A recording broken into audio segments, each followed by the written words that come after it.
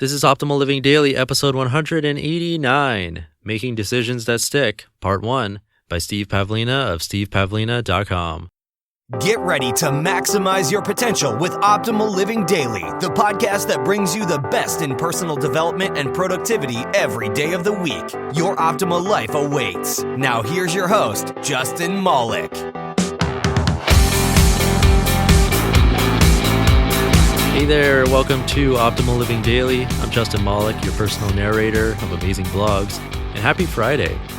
Every once in a while, I reach out to you if you've given me your email address, and I ask what it is that you're struggling with so that I can find some relevant posts to read to you on the show. And one that's come up a handful of times has to do with decision making. So I found this post from Steve Pavlina that talks about it. It's a bit long, so I'm going to make it a two-parter just so this doesn't turn into a 20-minute episode. And if you'd like to be in closer contact with me, be entered to win a book every month, and get some Microsoft Excel tools that I built just for you, come by oldpodcast.com and enter your email address. I'll be in touch, and you'll get your digital downloads immediately.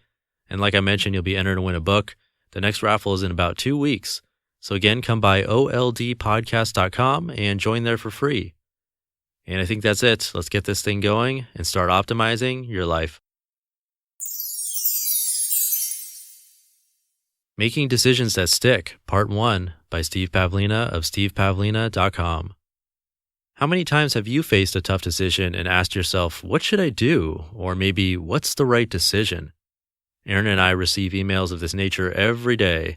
The subjects vary from relationship issues, should I leave my current partner, to career choices, should I quit my job to do what makes me happy, to living arrangements, should I move to another city? Despite these variations, the underlying theme is the same. People want to make intelligent decisions and struggle with finding the right amount of clarity. The challenge of choice points. I can't tell you how many times I've racked my brain trying to gain clarity about a significant choice point.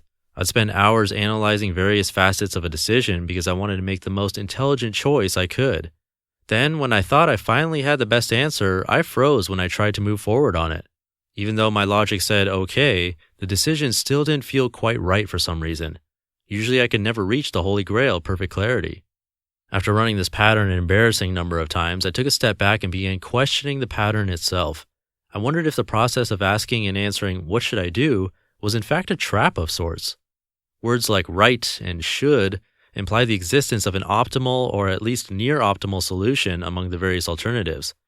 Life isn't black and white, but we can certainly imagine that one outcome will be at least slightly better than the others, don't we? For example, if you ask yourself, should I quit my job? You wonder which will put you in a better life position, quitting or staying. Better is a subjective term, but if one option left you homeless and the other option wealthy, all else being equal, you'd be inclined to define the wealthier outcome as better. Now, it seems logical that a process of examining alternatives, projecting likely outcomes, comparing those outcomes, and making an informed decision should be fairly effective, shouldn't it? But in practice, this pattern has failed me again and again. And the more sophisticated I try to be in using it, the bigger it flops. I can use this process to produce a great-looking plan that would cause you to marvel at its depth of analysis, but you never see my real-world implementation follow the plan. When a solution is not a solution. What's going on? Why does this seemingly logical process fail me so often? Am I just a bad implementer?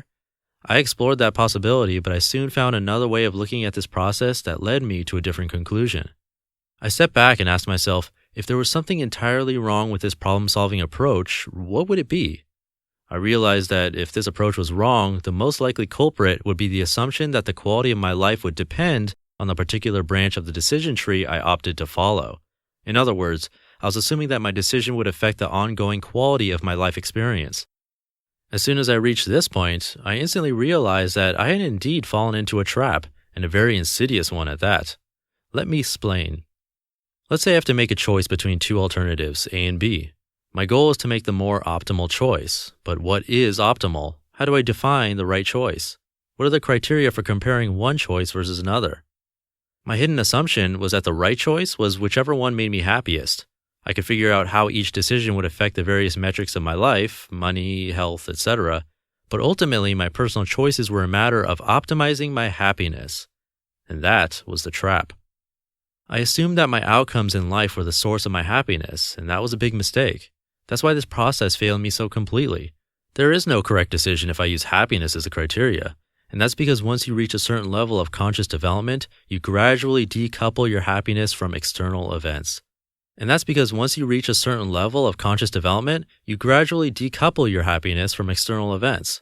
loosen your attachment to circumstances and learn to feel good regardless of what happens. So instead of getting happiness from circumstances, you bring happiness to circumstances. Another part of the trap is that I assume that if I made a suboptimal choice, it would doom me to a lower level of happiness than if I'd made the right choice. That's a very disempowering belief. The truth is that you always have power in the present moment. In fact, that's the only place you do have power. So no matter how big any particular decision seems, the truth is that every moment is a process of decision making. There really is no wrong path, no fatal decision that will totally disempower you. You can always choose again. In practical terms, this means that you can quit your job to start your own business, and if you don't like it, you can find a new job, maybe even return to your old job.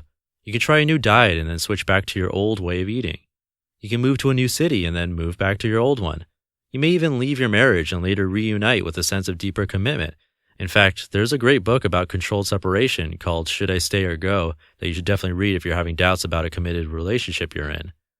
The truth is that many life decisions have an undo button. To be continued. You just listened to part 1 of the post titled Making Decisions That Stick by Steve Pavlina of stevepavlina.com. And it's Friday, so I'll keep this short, but before we go, one last time, you can stay in touch with me, get some free Excel spreadsheets, even a video tutorial I made for you, and be entered to win a book every month. All free if you visit my site, oldpodcast.com, and enter your email address. You can also text the word optimal to 44222 for a faster way to join. And we're almost to 190 episodes, which means 200 is right around the corner. That came way too quickly. I have no idea if I should do something special or not for that episode. If you have any thoughts, just reply to any of the emails I send you, and I'd love to hear what you think. Tomorrow we'll continue this post from Steve, so I will see you there where your optimal life awaits. Hey, this is Dan from the Optimal Finance Daily podcast, which is a lot like this show, except more focused on personal finance.